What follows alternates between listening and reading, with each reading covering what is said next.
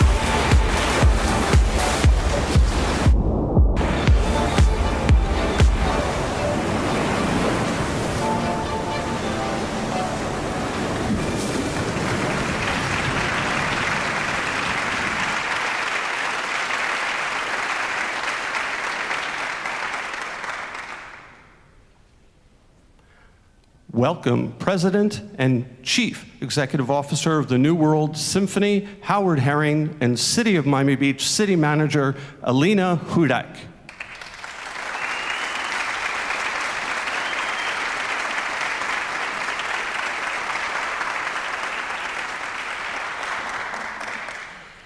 Good morning and welcome to you all. This is the 12th year. We just passed the 12th anniversary of the opening of this building and the 35th anniversary of the New World Symphony. And it has been throughout 35 and 12 years an amazing partnership with the City of Miami Beach and with this community. So I want to welcome you today and I want to thank you for being here. I also want to take a moment to talk about, when you talk to the city, you only get 2 minutes, but I'm in control. Yeah. We all know that's important. I want to talk about Dan Gelber for a minute. City government, all government, creates an environment, and that environment asks us all to be who we are and to live with and for each other in a community. And I would say that over Dan's time, he has been such a creative and thoughtful individual in the creating of that environment, in the making of that environment. So on this, the day of his last State of the City address, on behalf of Michael Tilson Thomas, who is our founding artistic director, and the gentleman for whom this hall is named now, and also on behalf of all of us here at the New World Symphony, I want to thank Dan for his creativity, for his foresight, for his wisdom, and for his persistence. We are all better for it. And I also thank Alina Hudak, whose staff is a strong partner with New World. So, Alina. Thank you, Howard, and good morning, everyone. Thank you. Thank you, Howard, for your generosity with this building and for your partnership. We We enjoy our relationship very much, and thank you so much. Again, good morning, everyone. I'm Alina Hudak. I am the proud city manager of this beautiful and vibrant paradise. You just got a sneak preview of a video and a marketing campaign that we're working with the Greater Miami Visitors and Convention Bureau, so I hope you loved it as much as we love our paradise. Find Your Wave will launch soon, so thank you very much to the Convention and Visitors Bureau for the partnership that we enjoy. This is a day where we all reflect on where we've come as a city and where we've been and where we're heading. It is a privilege and an honor to welcome so many dignitaries who are here today, most especially our very own City Commission. With these very bright lights, I'm not sure exactly where the City Commission is. I think most of them are over in that corner, but please join me in welcoming Vice Mayor Stephen Minor, Commissioner Ricky Arreola, Commissioner Laura Dominguez, Commissioner Alex Fernandez, Commissioner Richardson, and Commissioner Kristen Rosen-Gonzalez. Would you all please stand? If you're here, please, to be recognized appropriately.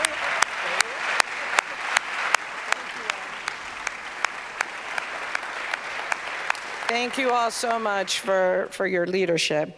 Also with us today, I believe I've seen former Commissioner Michael Gongora, former Commissioner John Alamon. Thank you so much for being here. Former State Representative and Commissioner Michael Grieco. I believe I saw him earlier as well. And I am told that Mayor Kasdan is here. I'm not sure. Is he here? Mayor Kasdan, welcome, and thank you so much for being here today. Also this morning, we're joined by our partners in Miami-Dade County, a great partnership, a great relationship, and we couldn't do much of what we do without the county and their support. I understand that Mayor Daniela Levine Cava is here. Welcome, Madam Mayor. She'll be here soon. County commissioners and our representatives for the city of Miami Beach, Commissioner Mickey Steinberg. Welcome, Mickey, and Commissioner Eileen Higgins. Commissioner, thank you so much for always being there for us. I understand Commissioner Renee Garcia is also here. Renee, thank you so much for helping us always. And I cannot forget former Commissioner Sally Heyman. Sally, congrats on your retirement. Thank you. Thank you for all that you have meant to the city of Miami Beach. Also with us this morning, I'd like to take a very special moment to recognize my friends and colleagues and fellow charter officers. Please welcome our City Attorney, Rafael Paz.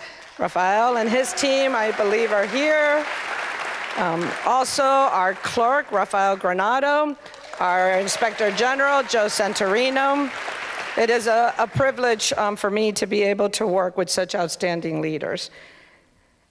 I want to take a very special moment to recognize the Gelber family. We all know and understand the toll that public service takes on any family. With us here today are Mrs. Gelber, Joan Silverstein, a force in and of herself. Joan, where are you? Hello, thank you, Joan, for all that you've given to our city in the last 6 years. The mayor's sister, Barbara, is here. Barbara, thank you for being here.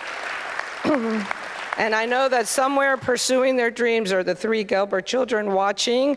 So a special shout out to Max, Hannah, and Sophie. Thank you so much for everything you've sacrificed to have your dad serve our city. This is a joyous yet bittersweet day. As many of you know, this is the final state of the city for Mayor Gelber, though I have no doubt that he will continue to live in service to the residents of Miami Beach. This community owes a tremendous debt of gratitude to the mayor. He has played a key role in 2 of the most consequential general obligation bonds in Miami Beach history, as well as infused a renowned cultural scene.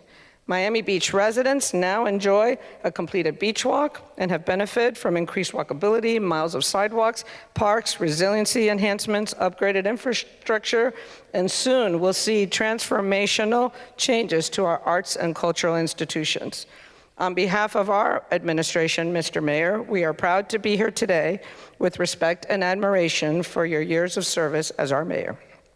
As we start our program, I've been asked to please ask all of you to silence your phones, and please join me right now in welcoming Rabbi Gail Pomerantz for the invocation this morning. Thank you very much.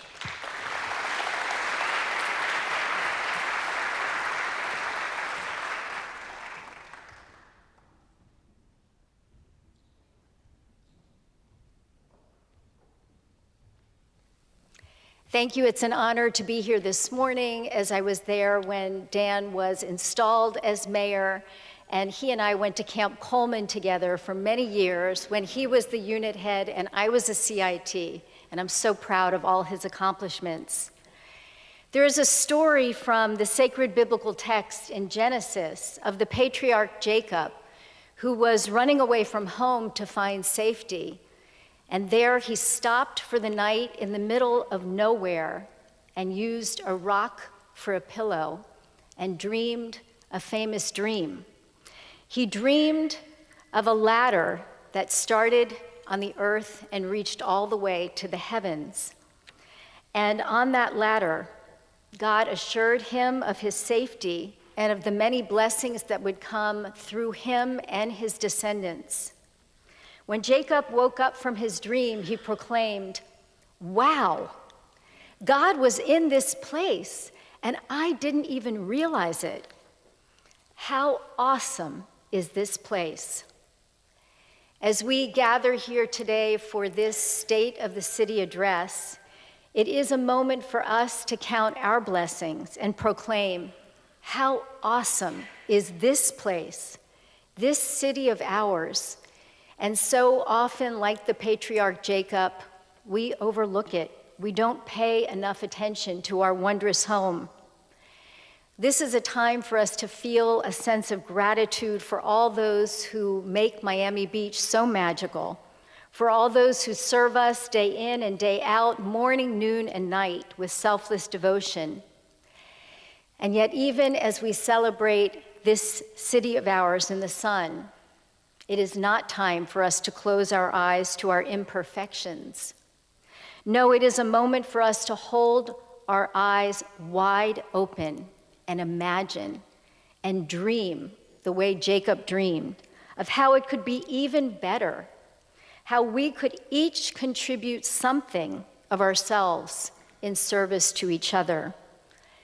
Just as God assured Jacob that he was not alone on that fearful night, so must we demonstrate that we are here with each other and for each other in common purpose and with a shared vision that our fair city of palm trees and ocean, with its rainbow of cultural, religious, and racial diversity, be a beacon of civility, of innovation, and of opportunity where heaven feels even closer to earth. Amen.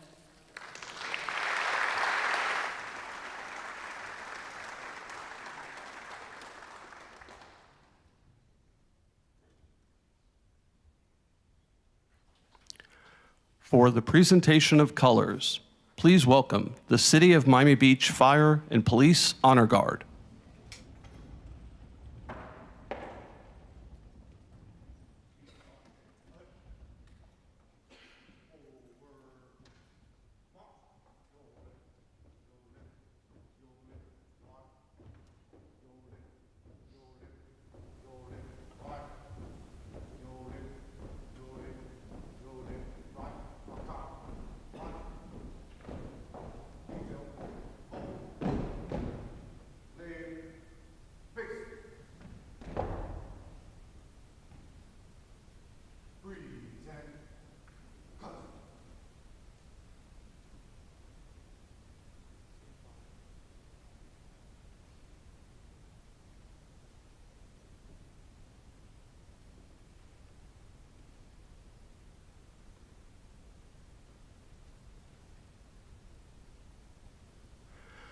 To present the Pledge of Allegiance, please welcome representatives from the City of Miami Beach arts and cultural institutions.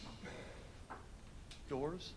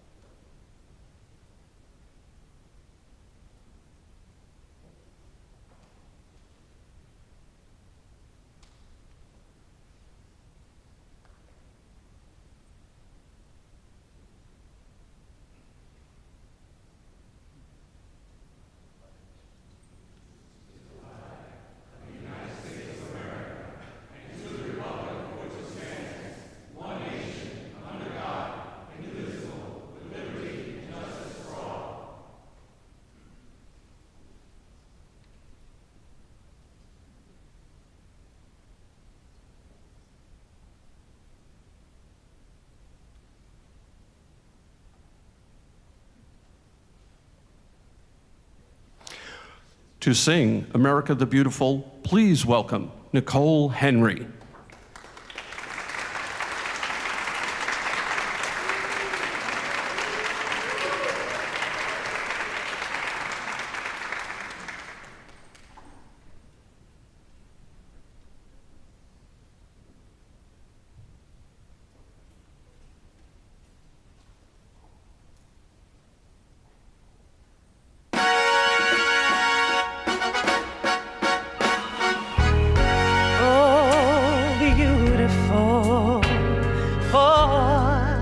Spacious skies, for amber waves of grain, for purple mountain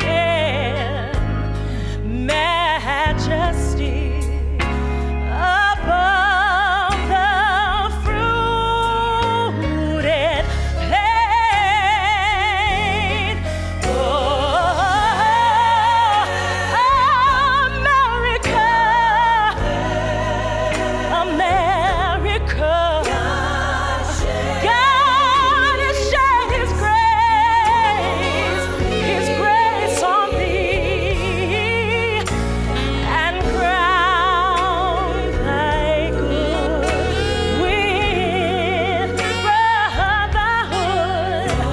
From sea to shining sea,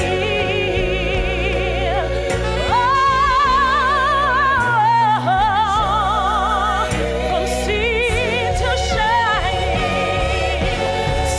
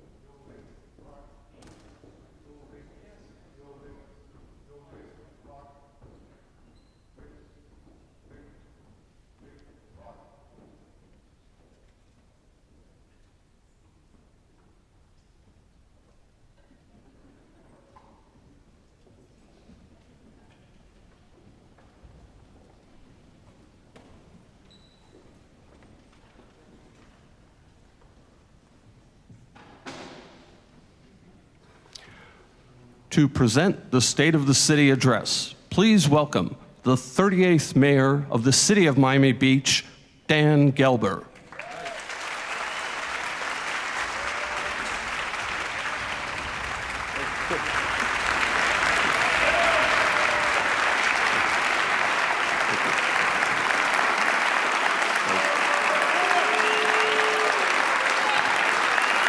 Thank you.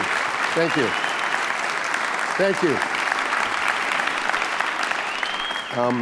First of all, thank you all so much for coming. And thank you, Rabbi Pomerantz, who was a counselor in training when I first met her. Thank you for those very beautiful and inspiring words. You've come a long way. I want to thank Howard Herring for hosting us, but also for those obviously overly generous comments about me, which were wonderful because my sister Barbara had to sit silently through them. So thank you for that. Thank you to the amazing Nicole Henry for that wonderful rendering of America the Beautiful. I mean, Nicole is really a treasure of our city. And you, I think, probably know, I prefer America the Beautiful to the Star-Spangled Banner, great controversy there, because it is a poem that speaks to a nation that believes its greatness must be crowned with goodness. And I feel the same way about our city. We must seek to be beautiful on the outside in how we present to the world, but also on the inside, on what we value as a community. And I'd like to thank all of our friends who are here, especially the County Commissioners Eileen Higgins and our newly elected Commissioner Mickey Steinberg for all they do for our community. I believe Commissioner Renee Garcia, a colleague of mine from the legislature, is here. Thank you also for coming, Renee. And, you know, Commissioner Steinberg, you have some pretty big heels to fill. Because this year, after 35 years of service, is our own force of nature retiring Sally Heyman. Sally, gosh, thank you for everything. I sat next to Sally in the Florida legislature, and she often let me know what my opinion was, but she was usually right. And Alina Hudak, thank you so much. Alina sweats the details of our city so we don't have to. And we are fortunate to have her. Equally lucky to have our deputy, Eric Carpenter, assistant city managers, Mark Texas, and of course the newly minted assistant, Raquel Williams. Thank you all. Before we begin talking about our city, I think it appropriate to take a moment to acknowledge some city leaders who we lost this year, but who contributed so substantially to the wellness of our city. The sudden loss of Commissioner Mark Samuelin hurt. His colleagues knew him as only an honest and thoughtful resident-first public official. He was a true gentleman in every way from any angle. Thank you, Commissioner Laura Dominguez, for so ably picking up the mantle of Mark's work.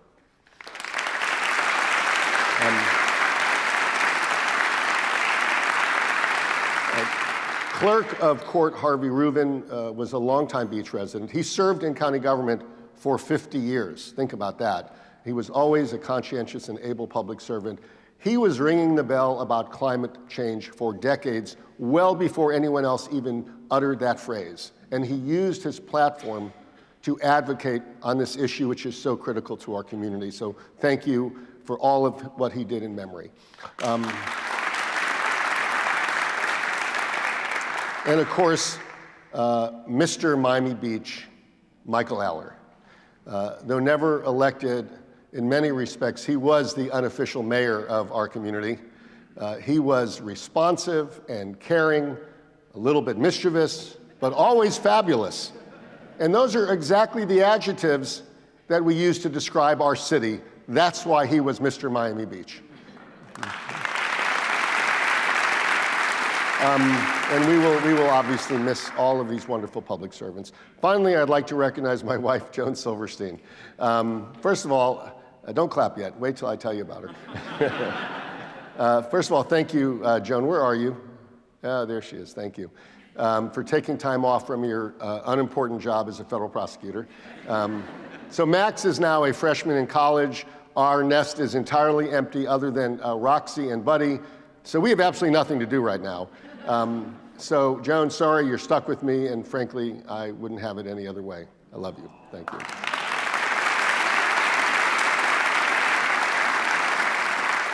All right, and I want to thank all of those cultural institutions, which we're going to talk about in a second, for coming out. It really, if you saw that assemblage, they rarely are all together. That is the leadership of our cultural community. I want to especially thank David Schechter, a survivor who has been incredibly important in the evolution of our Holocaust Memorial. Thank you, David, very much for coming out. Okay. So how are we doing? What is the state of our city? So if you judge it by resort tax revenues, which have since COVID been at all-time historic levels with each month the highest ever, the business of our city is booming. If you look at our financial reserves, which are at unprecedented strength, as are our bond ratings, which are a strong AA+, we are fiscally very, very solid. Even our crime rate, which has been declining, reflects a safer city. And if you judge us by the number of people cold calling our residents and texting to buy their homes, it feels pretty amazing to be us. So yes, by most metrics, the state of Miami Beach is strong, very, very, very strong.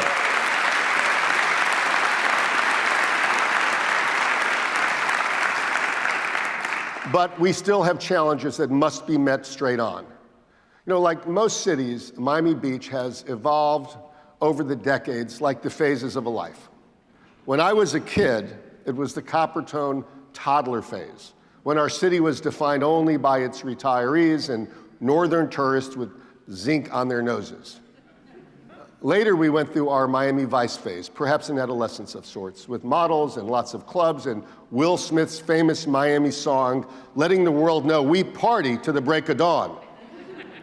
But who we are today is much different, and I believe much better.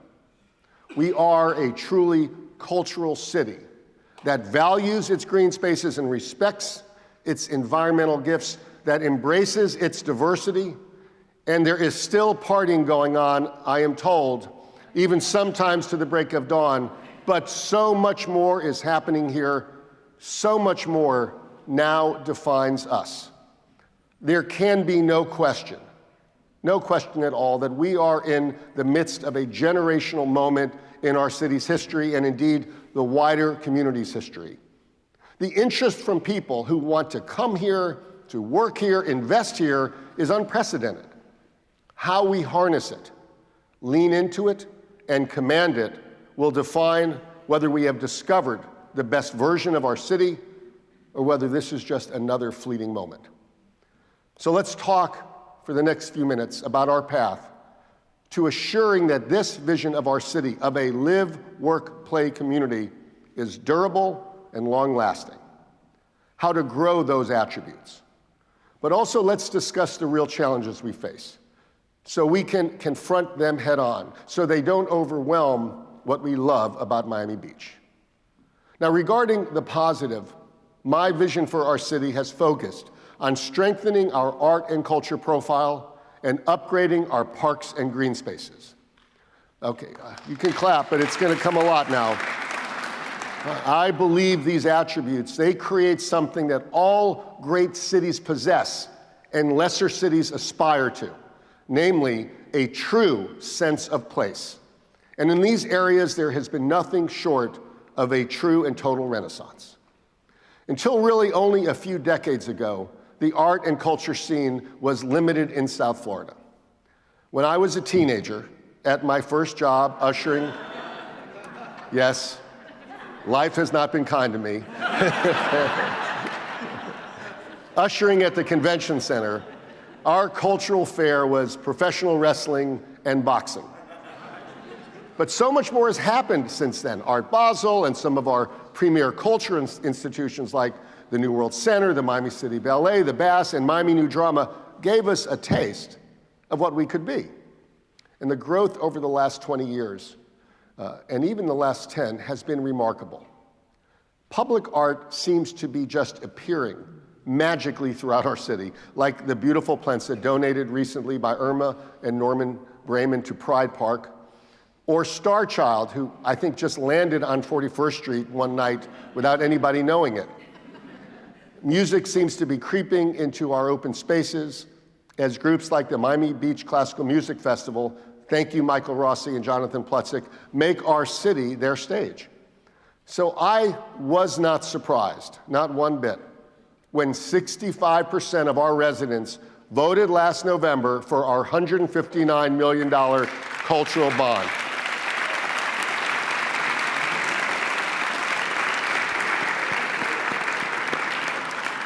You were paying much more than lip service, as your investment will elevate our arts profile to unimagined levels.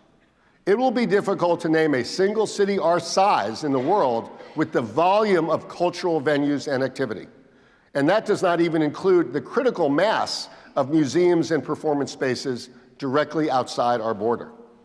This commitment will make clear to the world who we are. Now, your bond funds 14 cultural venues and 3 initiatives that impact the entire city and beyond. And I think it's worth highlighting what you can look forward to. First, the new venues. In North Beach, a new Byron Carlisle multi-purpose cultural arts center.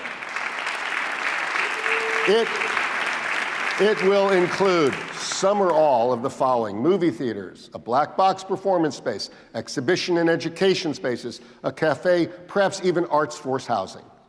Now, further south, a new Collins Park Cultural Center, where Michelle Hausman and Nick Rickberg's phenomenal Miami New Drama will manage a cultural hub with a theater and space for programming, a musical cafe, and arts for our young people. And just across the street, behind the library, we will be breaking ground very soon on a residence hall for Miami City Ballet dancers that COO John Shoemaker needs to be truly competitive, and workforce housing for folks who work in our cultural and education communities. This bond will also provide the final funds, I hope, for the completion of the rotunda. It's that round thing in the middle of Pride Park, which will provide a new and novel performance space literally right in the middle of this incredible arts district. Now, another new venue isn't technically even in our city proper. We will fund the first phase of an aquatic sculpture park a few hundred feet off our shoreline. I mean,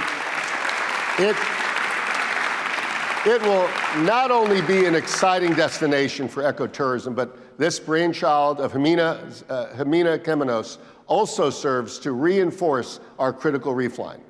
So that's amazing. Some of your bond money is going to make upgrades to existing venues that will give them a chance to expand and elevate their missions. The Bass Museum is getting something its director, Sylvia Kubina, and board chair George Lindemann have pined for: a new wing and other upgrades that allow it to provide larger and more diverse exhibitions. Lourdes Lopez and the Miami City Ballet will have exciting new functionalities because of this bond.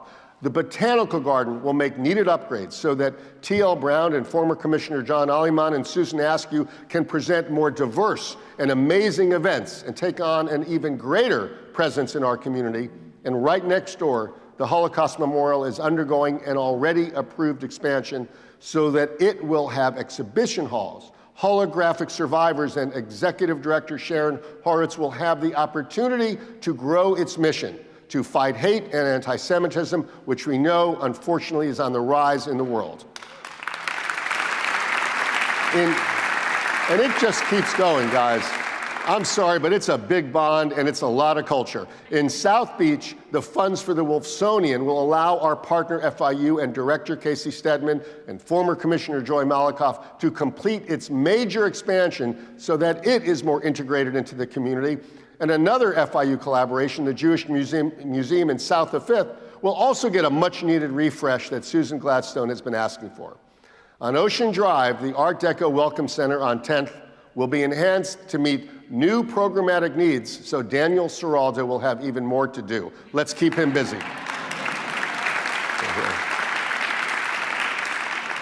And the New World Center, one of the crown jewels of our cultural landscape, will be getting needed work done throughout this entire campus. Howard, I want to thank you for being such a wonderful steward of this center. I also think it appropriate to acknowledge, really, the decades-long and incredible contribution to our city's cultural evolution of its founder and artistic director, Michael Tilson Thomas. And it keeps going, but I'm not going to, it's really significant what's happening in this community. Some of these funds are simply going to go to update venues that really need attention. The beautiful, and I'm proud to say, historically designated bandshell in North Beach.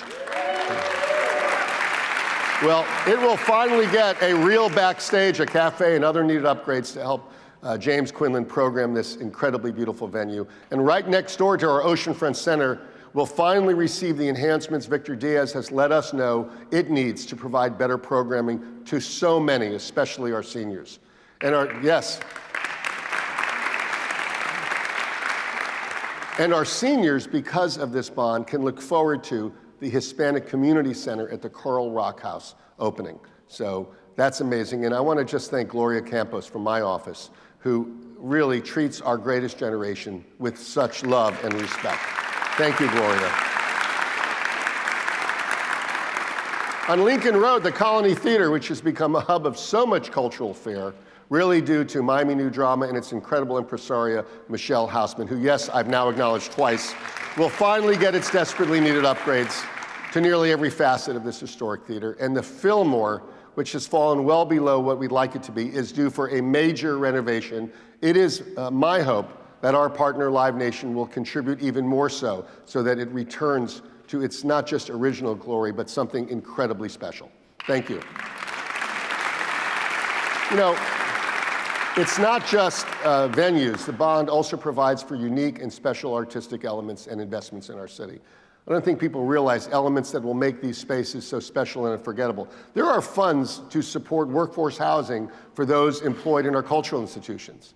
By the way, our cultural commitment is paying off in our schools, if you didn't know this. Our STEAM Plus program, where our arts organizations, these same folks, actually teach STEM curriculum to our students, has really taken off, and I want to thank the Commission for investing in this. Last year, nearly 5,000 students from 7 public schools received 1,400 instructional hours from 11 participating cultural partners and 48 participating artist instructors. This is really incredible. And you're also going to see in this bond money that creates art in our public places. So that's really something incredible. I just think we should take a second to sit back and think about this and what we have done and where we are going. This bond is really going to elevate the cultural landscape of our city. It will diversify our economy in wonderful ways. It will give our residents the most amazing amenities unique to any place, to here.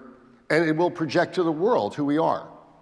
So I want to thank our City Commission for their support and their hard work in implementing these bonds. Thank you. And our General Obligation Bond Committee has really done so much work, headed by incredible resident leader Karen Revo. Thank you, Karen. And I really need to give a special thanks to Commissioner Ricky Arriola, who has done so much before and during his tenure on this commission to push arts and culture to the forefront. Thank you very much, Ricky. Thank you.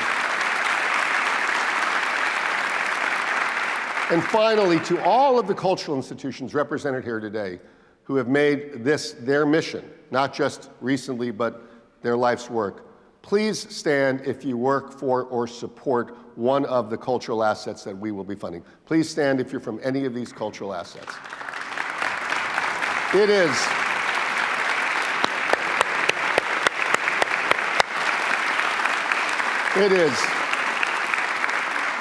because of you that our residents trusted that you can do more if given more.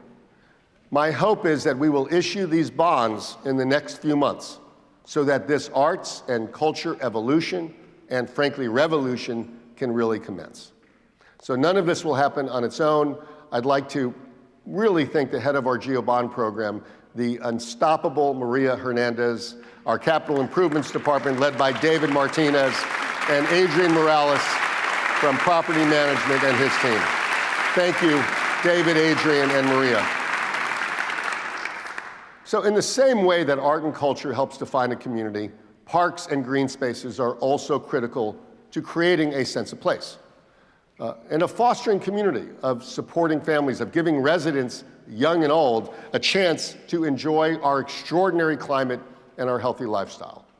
When I asked the community to approve our first GEO bond 3 years ago, it had 57 different projects. Critical were resources for parks and green spaces. Since I've been the mayor, we have added 5 new parks in every region of the city. It's easy to forget that this space was an abandoned lot, and now it does this.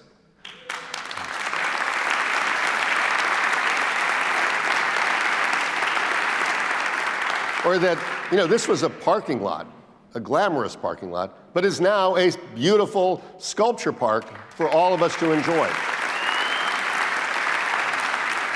Now, we've also completed the beach walk and begun to upgrade virtually every single one of our existing parks. They are beautiful, and they will be even more beautiful. And every time I see parents watching their kids play baseball or someone just reading a book on a bench, I feel an enormous swell of pride in our city.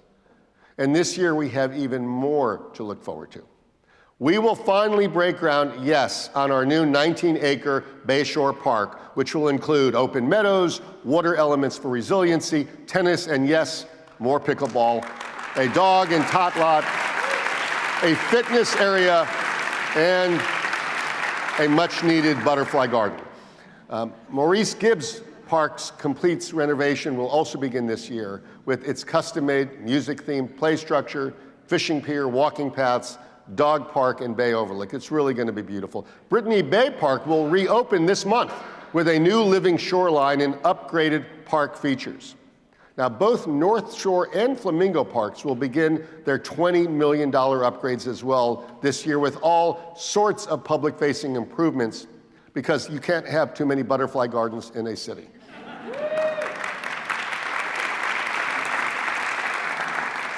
And finally, the massive 35-acre North Beach Oceanside Park will complete its $10 million renovation by year's end. Wow, there's so much more good happening in our parks.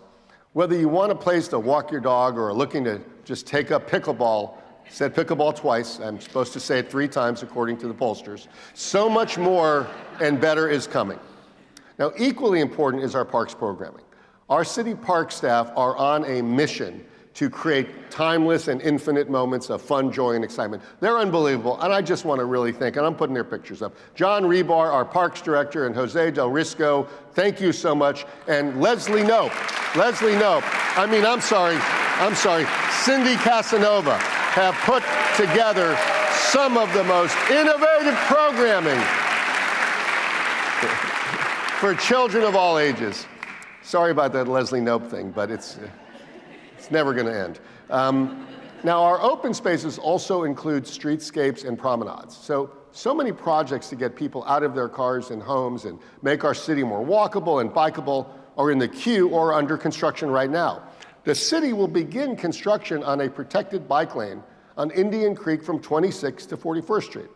Chase Avenue will be getting a shared use path as well. 23rd Street and West Avenue are each getting streetscapes improvements to make them even more walkable, and we will make permanent the partial pedestrianization of Espanola Way east from Washington Avenue, and we will deploy Slow Streets 2.0 pilot in the Flamingo Park neighborhood. This project will include green bike lanes along Jefferson Avenue, and a look for neighborhood traffic calming projects in the Bayshore, Normandy Isle, Palm View, and South to Fifth neighborhoods, among others. I mean, we are doing this all over the city. There is no neighborhood that's not going to get something special to make these places more walkable and more accessible to people. Now, while the 7.5-mile beach walk is now complete, I can't use every one of my states of the city to keep crowing about that. It's already complete. We got to move on. Okay. We have work to do on the Baywalk so that just as you can walk for miles on the ocean side of our city, you will be able to stroll uninterrupted on the entire southwestern side of our Bayside. What an incredible amenity. A critical piece is the 5th Street pedestrian bridge, which will not only become an iconic entryway to our city, but it will also allow for pedestrians and bicyclists to avoid navigating 5th Street traffic. It's amazing. I mean, look at it. Look at this. Construction of this Daniel Buren Bridge will start this summer. Other segments of the Baywalk will begin this year and next, so that's really going to be awesome. And of course, our biggest pedestrian mall, Lincoln Road, is now slated to finally begin its $60 million revitalization. That will include updating so many of its iconic elements, but also adding infrastructure and additional features like children's play areas and a gateway signage. Construction will also begin this summer. Finally, Ocean Drive, the postcard of our city. Now, our commission approved a plan last year that included interim changes and a long-term vision. The one-lane southbound with protected bike lanes seems to have worked. And the pedestrian promenade on the north end has become a wonderful space for residents and visitors. So I want to thank our resident group, So Be Safe, as well as our Ocean Drive advocates, Jonathan Plutzik and Ceci Velasquez, for all of your efforts. But now we must begin the implementation of the permanent reimagination of Ocean Drive into a true promenade like no other. This year, we will begin in earnest its design and construction. Our city has also very much leaned into making all of these outdoor spaces more inviting, accessible, and frankly cooler. So the first GEO bond provided for 5,000 new trees, mostly canopy trees. As of today, we have delivered 2,000 trees to nearly every single neighborhood in our city. I got one, but no special treatment. I think they just had to put it there. The same bond provides for upgrades of 2.5 million square feet of sidewalks, of which 600,000 square feet have already been completed. So we are in a very good place in that we seem to truly understand what kind of city we want to be. But that doesn't mean we don't have real challenges. They need to be talked about honestly, and they need to be addressed directly. So let's start. We have 85,000 residents who statistically are usually not the perpetrators or the victims of crimes. Rather, it's the more than 10 million who visit us who tend to occupy those categories. The spring break type of disorder, which is not limited to just March, forces our cops to essentially police someone else's playground. Last year, our cops handled over 75,000 calls. They made over 4,500 arrests. It's not easy to constantly deal with crowds that include people who are intoxicated or high, or the few who come here with just bad intentions.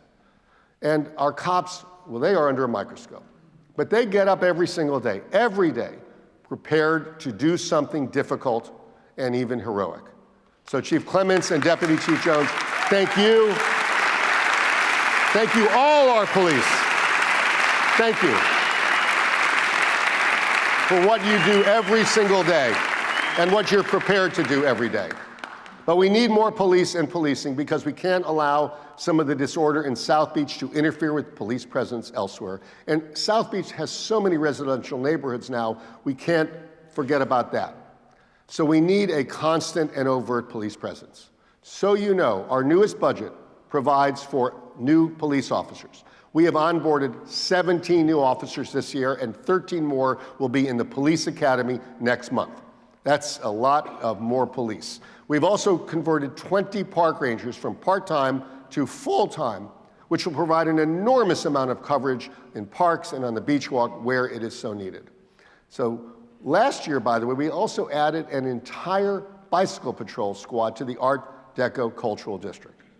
And I believe, and I hope others agree, we need to bring back horse-mounted police in this area as well. Yes, cops on horseback right on Ocean Drive. Now, thanks to the GEO bond, we now have 1,300 camera views in our city to combat crime, and we expect to begin construction of the real-time crime center in the fall. That's going to be a big help. And last year, we also created a noise enforcement and abatement team that has already issued 300 noise-related infractions. And in 2021, our city residents, despite over $1 million campaign in opposition from Ocean Drive, asked us to roll back liquor sales to 2 a.m. Yes, I'm talking about it. Since that vote, we have failed to honor that clear directive. So I'm going to ask, we're going to have to pick it back up. We're back to 7. I'll ask my colleagues to please consider implementing ordinances at an upcoming commission meeting that roll back our liquor in the appropriate areas. We don't need to be Las Vegas or Bourbon Street. We are Miami Beach, all right? So our city has had a recurring problem with enforcement of some of the minor quality of life offenses. I want to thank Vice Mayor Steve Miner for his laser-like focus on these issues, including his efforts to create our own court system and ordinances for addressing these violations. Thank you, Vice Mayor Miner. So homelessness. We have at last count 167 homeless people in our community. Many are resistant to housing, some are frankly predatory, but some are simply just homeless. So we need to address all the faces of homelessness. Those that want housing and jobs, we need to help. But those who are predatory or whose mental illness endangers the public, well, they cannot be ignored or neglected. We now have 2 full police squads within the Homeless Resource Unit. This 7-day-a-week coverage has led to over 1,200 engagements with homeless individuals, more than 300 referrals for homeless services, and nearly 300 arrests for criminal behavior. Our homeless outreach team last year had over 4,000 contacts, 459 shelter placements, and 182 family reunifications. Really amazing.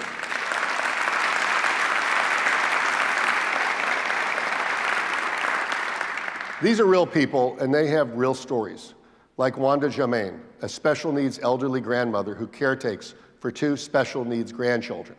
Miss Jamain and her family were struggling with finding housing in our city, and we assisted her and her family through the first-time home buyers program. The family are now Miami Beach residents and reside in a 2-bedroom apartment. Thank you for being here.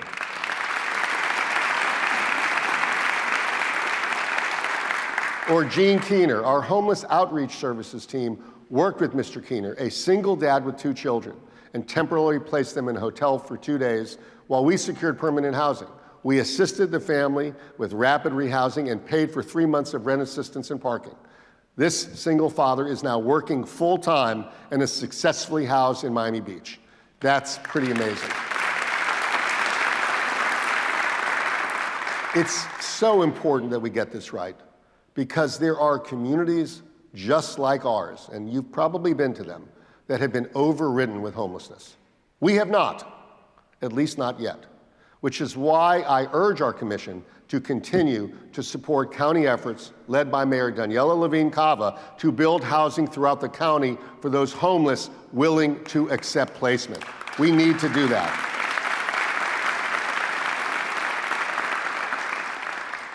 We cannot wait to respond to a crisis. We need to act now to avoid one.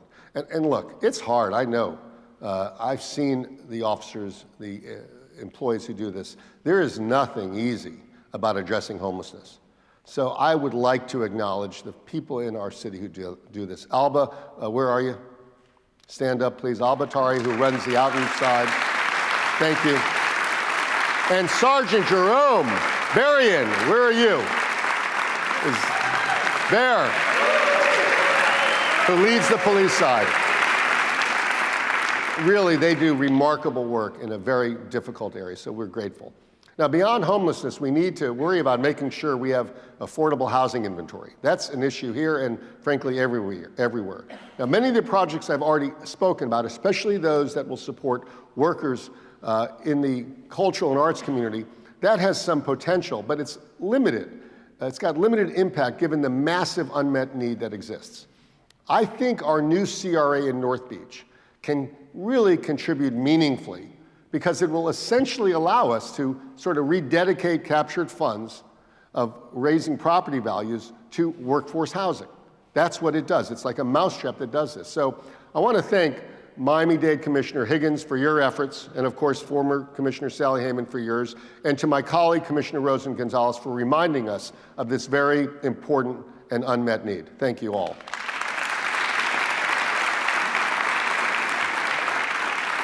So public safety includes fire and disaster preparedness. So we are adding 14 new firefighters, a new fireboat, and we are beginning work on our desperately needed fire station number 1. Our firefighters, along with our PD and fleet management, are incredible. They've helped beyond our borders by providing help in disasters like the Champlain Towers collapse and to nearly every major hurricane aftermath, including the recently deadly Hurricane Ian. Speaking of Hurricane Ian, 150 souls should not be lost to a slow-moving hurricane. I have asked our manager and county counterparts to prepare tabletop exercises for our community, which, like Fort Myers, is also a barrier island, so we can assure that we are prepared for just such an event. This is very important. So thank you to Chief Virgil Fernandez. Please stand up, Chief, for leading, really, for leading one of the highest-rated departments in the county, in the country. And congratulations to our first female deputy chief. I expect a big applause. Fire Chief Digna Abello. And of course, so thank you, and thank you to all of our fire professionals. They really are awesome. All right, let's just talk now about traffic. Traffic is bad, okay? If you didn't know, couldn't be untrue because it's on the board up there. And we understand why. We are a 7.5-mile barrier island. We have more people, more visitors, and more cars. And over the last few decades, we've also become younger, with residents who are less homebound, who want to get out and do things. And we don't really have a true mass transit system with the county. So we have to figure out how to move people here and how we can better move folks within our city. It shouldn't take an hour or hours, frankly, to go from South Beach to North Beach. That's just wrong. I want to thank, again, Mayor Daniela Levine Cava for stepping up to advance solutions that help our residents and, frankly, not lobbyists. She was wise to abandon the Genting monorail proposal on 5th Street that would have done very little to help us and brought massive disruption as it would have been constructed.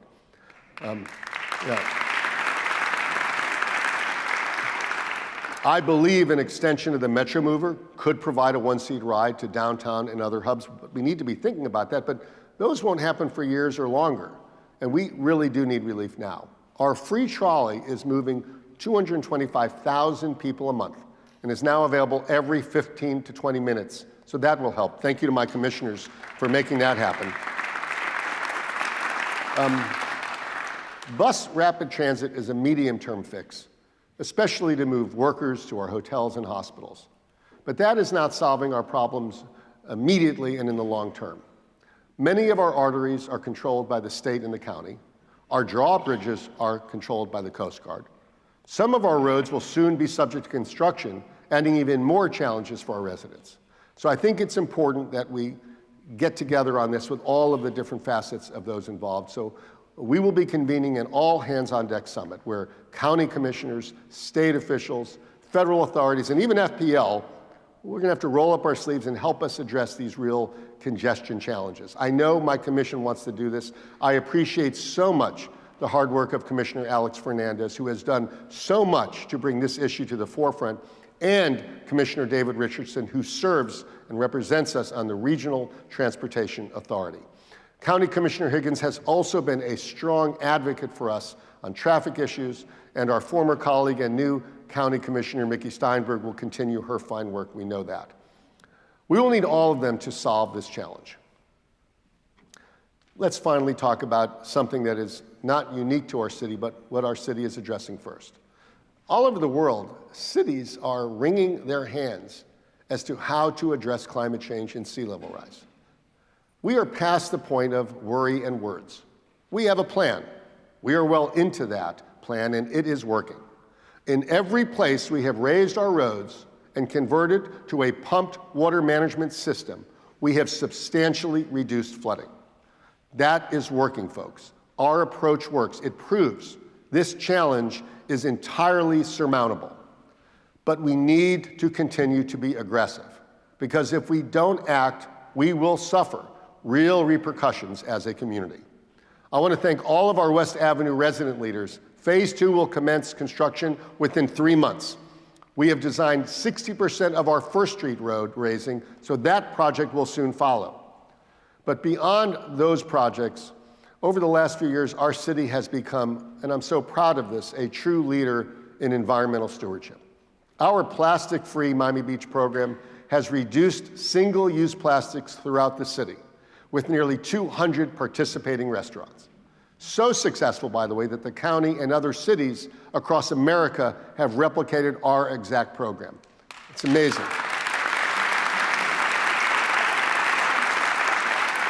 Our commitment to clean water and a cleaner bay, we have implemented the most stringent fertilizer ordinance in the state, and the county also followed suit, so we are setting the standard for that. And of course, we are phasing out those noisy gasoline-powered leaf blowers. Everybody. When I became the mayor, we had 16 hybrid vehicles. Today we have 174 electric and hybrid. But progress is good, but we need to be off of gas-powered vehicles within years, not decades. So that's got to move faster. And I'd like to thank all our residents who do their part, and it really have an incredible resident community to protect our air, our water, and our environment. So many participate in beach cleanups, and they help create a sense of responsibility in our city. I think they're here, but I'd like to, if they please rise, Sophie Ringel and Dave and Dara Dobler, if you're here. Thank you so much.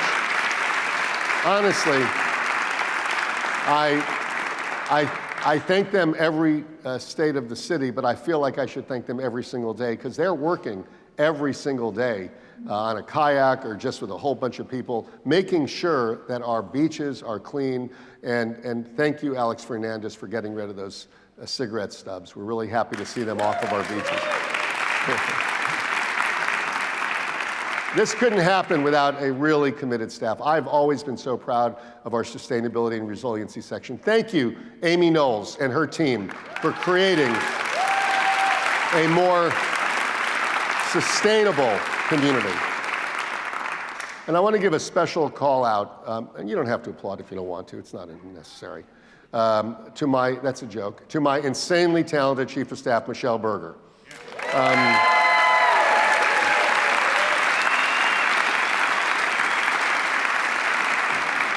She is like a sister. Sorry, Barbara. But I wanted to talk about her. She's really incredible.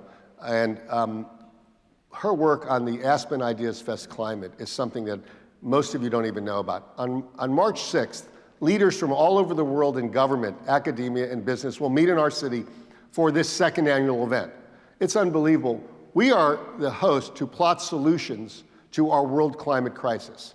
Michelle is the primary producer of this event, in addition to everything else she does. And this conference has brought the greatest climate thinkers and doers in the world to our city, which obviously will benefit us. Thank you, Michelle Berger, for all you do.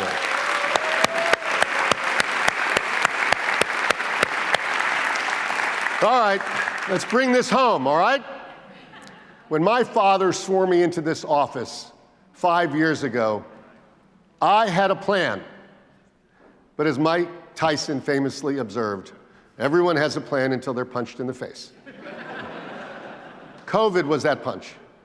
I feel privileged, really privileged, to have led this city at this critical moment, and in the years that have followed, which have been so unique, presenting us so much opportunity, so much potential. I want to thank my colleagues on the City Commission for their time and work in navigating these moments. Really appreciate their efforts. And I want to thank all our city staff. Our community has unique complexities. I mean, we are, 85,000 on Tuesday and 400,000 on Saturday. And I'm always heartened by their work, by their can-do attitude and their ultimate professionalism. So thank you to all the city staff who are here.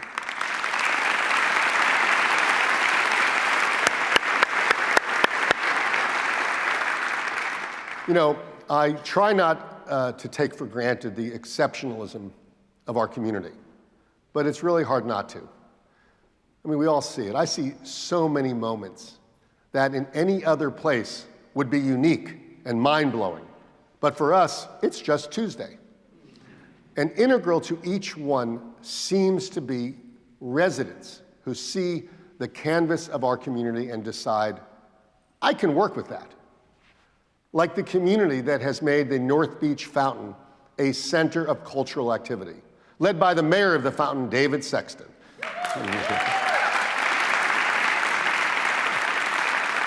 Or the constant offerings, constant in Collins Park, spearheaded by their mayor for life, Ray Breslin.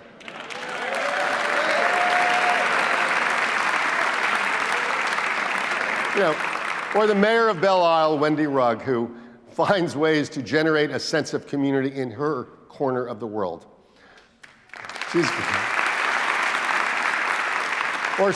Or Ceci Velasquez, the mayor of Ocean Drive, and her single-minded mission to fill this promenade with unforgettable activations. Or Mayor Cindy Esquivel in South of Fifth, who knows the name of every puppy and fosters such pride in the neighborhood. Or Lyle Stern.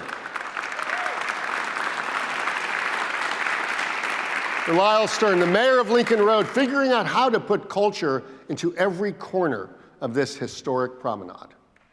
It's really amazing.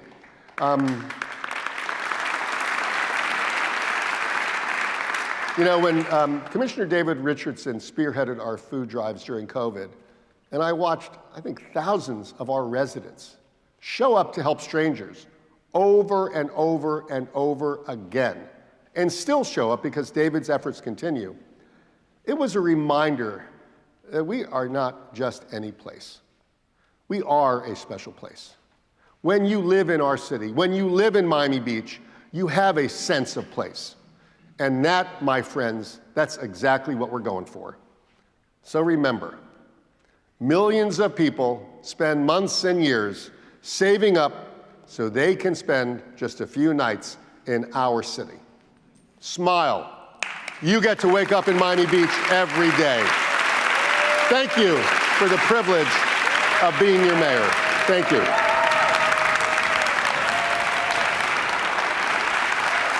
Thank you.